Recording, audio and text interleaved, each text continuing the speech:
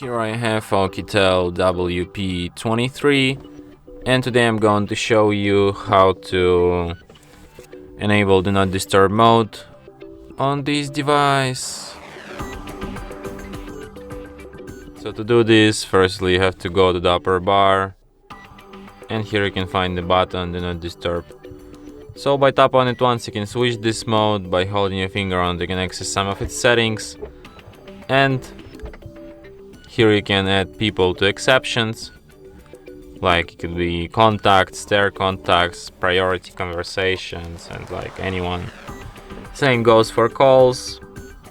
You can also add apps to exceptions, like alarms and other interruptions. You can set up a schedule for the Not Disturb mode. You can set up default duration of it, and you can display options for hidden notifications, like you can only disable sounds from notifications, but you can also disable sounds and visuals. So yeah, and that's it. Thanks for watching. If you find this tutorial useful, don't forget to hit that like button and subscribe to our channel.